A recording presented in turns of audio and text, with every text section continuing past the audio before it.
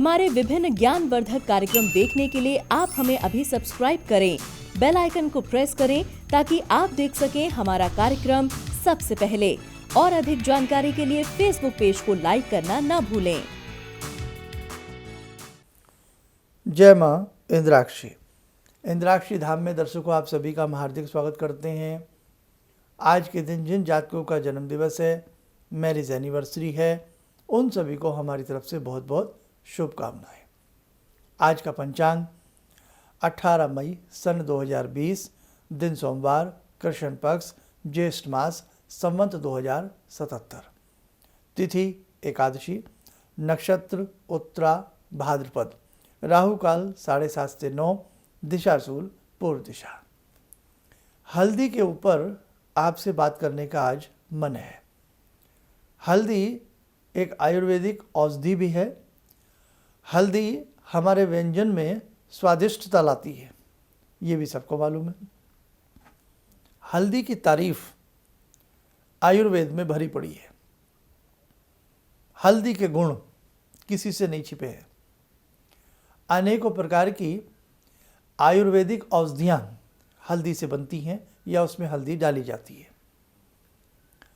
हल्दी का सेवन व्यक्ति के लिए बहुत ही अच्छा होता है, लेकिन हल्दी का संबंध जहाँ आयुर्वेद से है, वहीं हमारे साधकों हल्दी का संबंध धार्मिक कर्मकांड से भी है, ज्योतिष से भी है, कर्मकांड से भी है। हल्दी का प्रयोग हम अपने अनेकों प्रकार के प्रतिदिन के पूजा पाठ में भी करते हैं।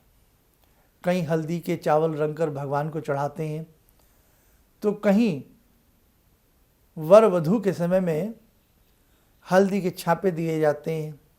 हल्दी से वर वधू के हाथ पीले किए जाते हैं, उपटन में प्रयोग किया जाता है, और इसी के साथ साथ साजो श्रृंगार में भी हल्दी के लेप का प्रयोग किया जाता है। बात तो छोटी सी है हल्दी, लेकिन हल्दी के जो कार्य हैं वो बहुत बड़े बड़े हैं। घर में हल्दी का स्वास्तिक बनाना, अगर आपके घर में कहीं पर भी वास्तु दोष हो, तो वास्तु दोष के निमित्त बाय द वे आपको लगता है कि मेरे बड़े रूम में वास्तु दोष है, किचन में कोई वास्तु दोष है, आपको पता लगता है, क्योंकि ये वास्तु के ऊपर हमने कई अपने कार्यक्रम बनाए हैं। आप उन्हें हमारे सर्च करके सुन सकते हैं। अब जहाँ पर भी आपको वास्तु दोष ऐसा लगता है, तो घर के अंदर हल्दी के सातिया निकालना, सातिया बनाना किस दिन? द्वादशी के दिन या पूर्णिमा के दिन बहुत ही शुभ माना जाता है। अपने घर में खास तौर से कहीं पर भी शुभ स्थल पर स्वास्तिक का चिन्ह हल्दी के माध्यम से बनाना अति उत्तम होता है। जिन कन्याओं का विवाह विलंब से होता है, तो ऐसी कन्याएं बृहस्पतिवार के दिन, गुरुवार के दिन हल्दी का मस्तक पे तिलक लगाएं, हल्दी का दूध पिएं, और अपनी हथेली के मध्य में भी या जुपिटर माउंट के ऊपर हल्दी या केसर का तिलक लगाने से शीघ्र विवाह के आयाम बनते हैं। ऐसी बहुत सारी बातें हैं जो हल्दी के ऊपर बताई जा सकती हैं। हल्दी का ही टॉपिक इन दिनों में मैंने क्यों चुना? क्योंकि नाना भांति के संक्रामक रोग कई बार फैलते हैं। नाना भांति का भय और डर हमारे मन में व्याप्त हो जाता है। जैसी अगर किसी की ठंडी प्रकृति होती है, ठंडी प्रवृत्ति होती है, तो ठंडी प्रवृत्ति में कहीं ना कहीं प्रकृति कह लें, कहीं ठंडी प्रकृति होती है, कहीं कहीं व्यक्ति की ठंडी प्रवृत्ति होती है। दोनों बातें समझें। जैसे बहुत ऐसे इलाके हैं जहाँ बहुत ठंड पड़ती है, और ऐसे बहुत हमारे शरीर हैं जिन्हें जल्द ठंड लग जाती है, सर्दी लग जाती है, गले में कफ कोल्ड बन जाता है, छाती जम जाती है, कफ जम जाता है। ऐसी स्थिति में भी हल्दी रामबाण कार्य करती है। थोड़ा सा इस कार्यक्रम को पूरा सुनिएगा। आप ये मत कहिएगा भाई ये बातें तो मैं जानता ही हूँ। थोड़ा सा पूरा कार्यक्रम सुनिएगा, बस थोड़ा सा शांति के साथ आपको कहीं ना कहीं कुछ मिल जाएगा। मैटर जरूर मिल जाएगा, काम की बातें मिल जाएंगी। तो हल्दी खास तौर से जिनकी प्रवृत्ति गर्म होती है, बहुत लोगों की प्रवृत्ति गर्म होती है, बहुत जल्दी गर्मी लगती है, बहुत पित्त प्रकोप बना रहता है, तो ऐसे लोग तो हल्दी को एक सीमित संख्या में ही प्रयोग में लाएं, समझ गए। और जिनकी अंदर से जो प्रवृत्ति होती है वो सर्दी की, कफ कोल्ड की ज़्यादा होती है, या आप ज्योतिष से जोड़ूं, जिनके चंद्रमा नीच हों, जिनके चंद्रमा कमज़ोर हों, चंद्र शनि की युति हो, या चंद्र अष्टमेश हो, या चंद्र नीच के हों, ऐसी स्थिति में ऐसे लोगों की अक्सर ठंडी प्रवृत्ति होती है।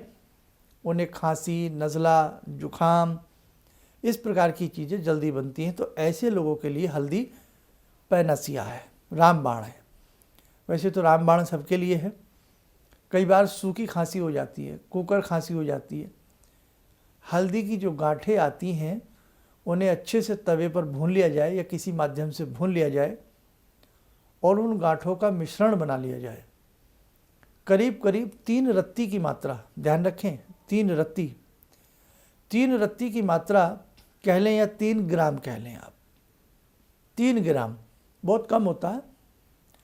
और वो सुबह शाम कुछ दिन ले ली जाए तो इससे खांसी, कुकर खांसी, अनेकों प्रकार की खांसियों में लाभ मिलता है। इसी के साथ साथ बहुत लोगों के मुंह में दुर्गंध आती है। कोई किसी से बात करता है तो मुंह से स्मेल आती है। घर में भी कई बार ऐसे सदस्य होते हैं, बच्चे हों बड़े हों, तो कई बार दुर्गंध ज़्यादा आती है।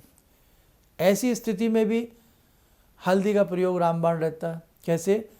करीब करीब 5 ग्राम हल्दी पानी में घोल ली जाए और मुंह में, जैसे हम पानी पीते हैं, पीना नहीं है, अंदर उसको बिल्कुल स्वेल नहीं करना है, अंदर मुंह में रख करके जैसे हम इधर उधर उस पानी को घुमाएं, जैसे गाल फुला करके कभी इधर को कभी इधर को, समझ गए ना। कुछ देर तक ऐसा करना चाहिए, फिर उसको कुल्ला कर दें। 4, 5, 10 रोज ऐसा करिएगा। मुंह की दुर्गंध चली जाती है, पायरिया में लाभ मिलता है। और पुराना ज़माना याद करिए, हम जिसे ये कह देते थे ये सब तकियानुसी बातें हैं। एक ज़माने में पेस्ट वाली कई कंपनियां हमें बदनाम करती थी, अरे क्या रखा है इन चीज़ों में। आज सब वही चीज़ें सब याद कर रहे हैं, ढूंढ ढूंढ के निकाल रहे हैं चैप्टर में से सब लोग। तो हल्दी के साथ थोड़ा नमक और थोड़ा सरसों का तेल मिला करके उसका मंजन करें।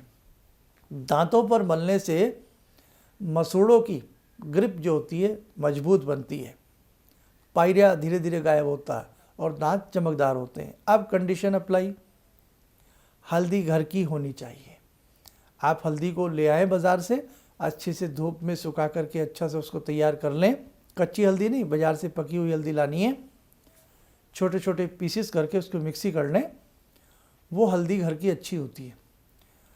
सरसों का तेल प्योर लें, ध्यान रखें, तब ये चीज़ें लाभकारी होती हैं। तो ये ख़ास तौर से इस मंजन को करने से भी जिन लोगों के दांतों में यदा कदा शिकायत बनी रहती है उनको बहुत अच्छा लाभ मिलता है। मुंह की दुर्गंध और अपने मसूड़ों को मजबूत बनाना, दांतों के रोग बहुत लोगों को हो जाते हैं ना, ये गरारा, हल्दी का गरारा गले के दर्द को खींचता है, बहुत अच्छा रहता है। और मुंह में घुमाना मुंह की दुर्गंध को भी दूर करता है। और साथ ही जिन लोगों के दांतों में कीड़े लग जाते हैं उस चीज़ को भी ये दूर करना है। कहावत आती है ना, दांतों में कीड़ा लगा है, उस चीज़ को भी ये अच्छा बना देता है। हल्दी के हज़ारों प्रयोग हैं, एक नहीं है, हल्दी के हज़ारों प्रयोग हैं। इसी के साथ साथ एक बात और ध्यान रखें, कुष्ठ रोग में भी हल्दी रामबाण का कार्य करती है। जिन लोगों को फुलवैरी का रोग हो जाता है वहाँ पर भी हल्दी रामबाण कार्य करती है। वो प्रयोग मैं आपको ऐसे नहीं बताना चाह रहा हूँ क्योंकि कई बार वो एक गंभीर इस प्रकार के रोग होते हैं, तो कोई गलत तरीके से उन उपायों को ना कर ले तो उसमें गलती हो जाती है। अब बीइंग एस्ट्रोलॉजर, हल्दी का प्रयोग नाना भांति में हम लोग कर सकते हैं। अब हम ज्योतिषीय भाषा में हल्दी की बात करते हैं। हल्दी के अनेकों नाम भी हैं, संस्कृत भाषा में भी कह सकते हैं। कुछ नाम मैं पढ़ देता हूँ आपके लिए। हलद, अरसिन, पासुपु, अरुकुल, जर्देचोब, हल्दर, हट्ट विलासनी, अनेकों प्रकार के नाम हैं इसके। और इसको लैटिन इसका जो नाम है करक्यूमा लोंगा इसको कहा जाता है। बाकी टर्मरिक वगैरह आप जानते ही हैं।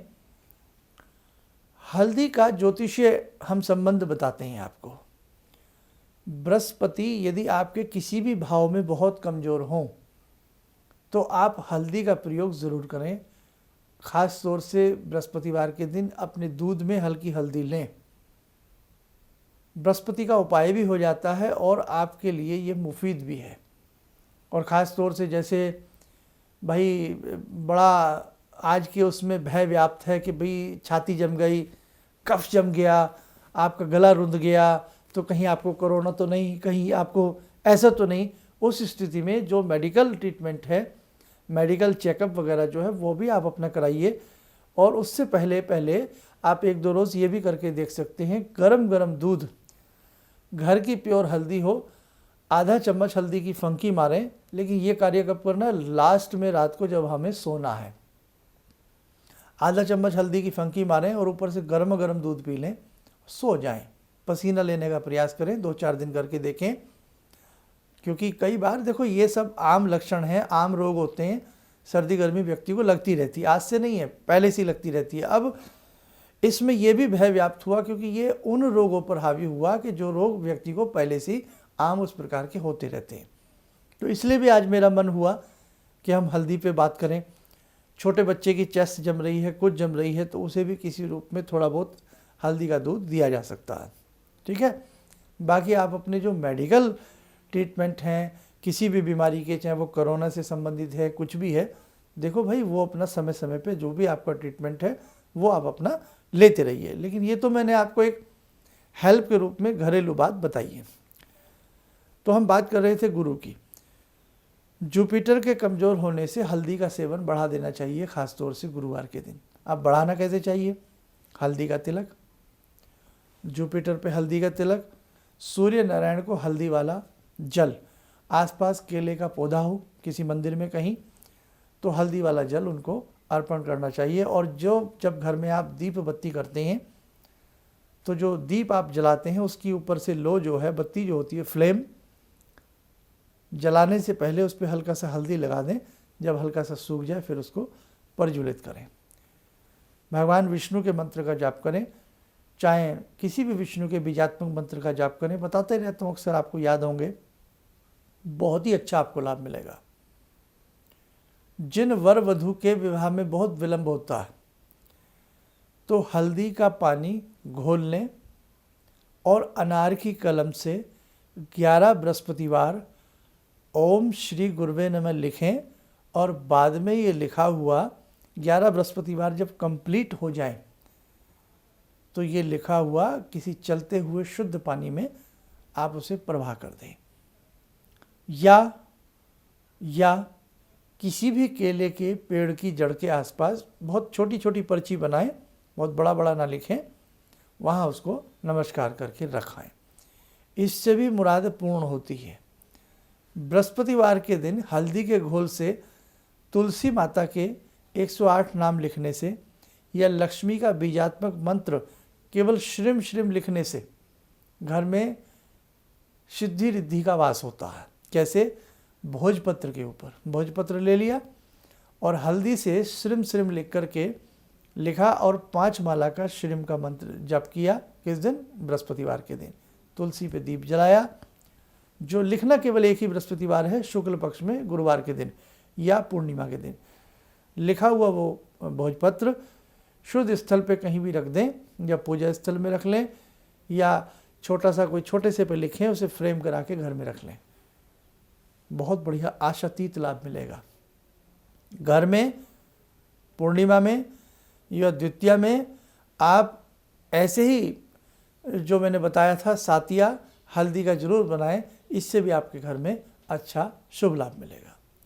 वीडियो बहुत बड़ी हो जाएगी, आप बोर ना हो जाएं, इसलिए आगे की बहुत सारी बातें हैं वो किसी सेकंड थर्ड पार्ट में लेंगे हल्दी के। आज के लिए बस इतना ही मुनासिब समझता हूँ। आइए दर्शकों, समय हो चला आज की ध्यानमाला का। आज की ध्यानमाला में हम जुड़ते हैं भगवान श्री हनुमान जी से।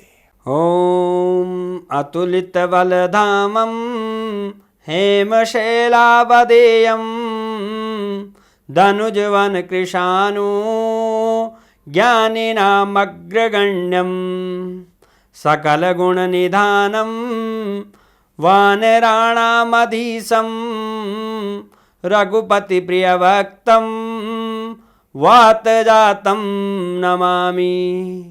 मनोजवं मारुततुल्यवेगं जितेन्द्रियं बुद्धिमतां वरिष्ठं वातात्मजं वानरयूथमुख्यं श्रीरामदूतं शरणं प्रपद्ये। श्रीरामदूतं शरणं प्रपद्ये।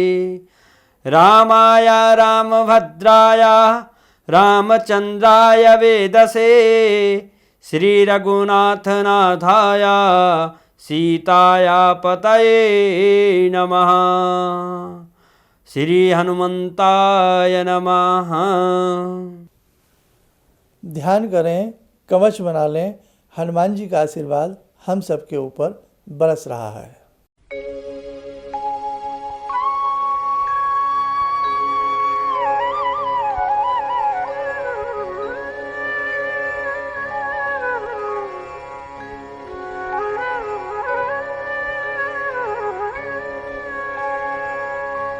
ओम बोलते हुए नेत्र खोलें, सामान्य हो जाए।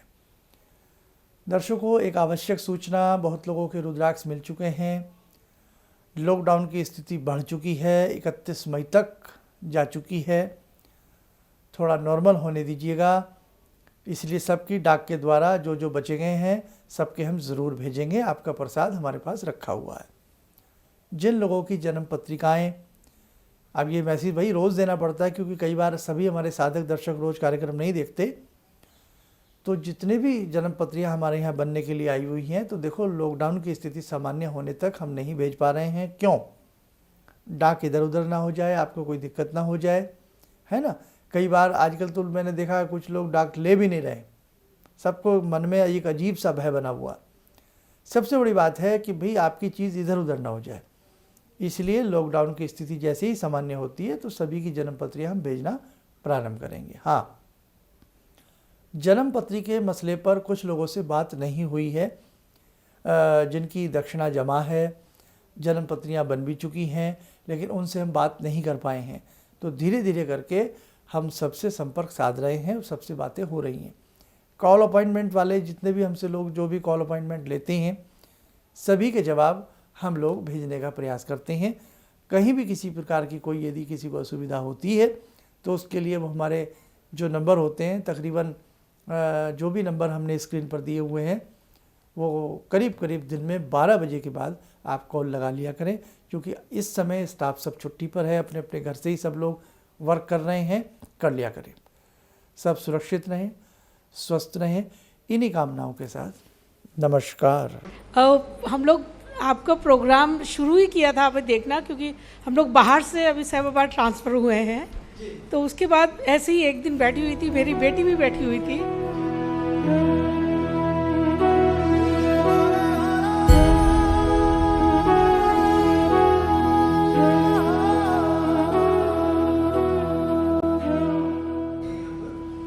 उस टाइम उसके बाद जॉब नहीं थी। थोड़ा टाइम उसने जॉब छोड़ी, मैंने एकदम से बोला उसको कि तुम ये लगाओ फ़ोन, और पहली बार ही में ही उसका आपके साथ फ़ोन लग गया। पहली बार ही उसका फ़ोन लगा और आपने कहा कि उसको बहुत अच्छी नौकरी मिलेगी, और थोड़े दिन बाद ही उसको बहुत अच्छी नौकरी मिल गई और वो बहुत अच्छी नौकरी कर रही है। धन्यवाद बहुत इसके लिए।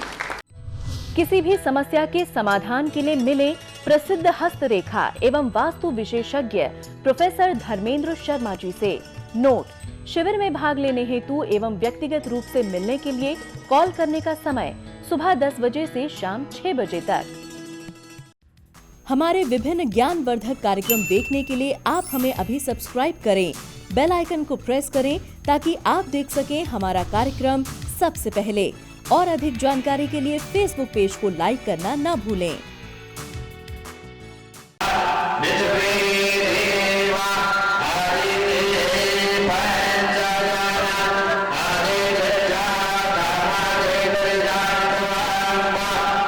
है।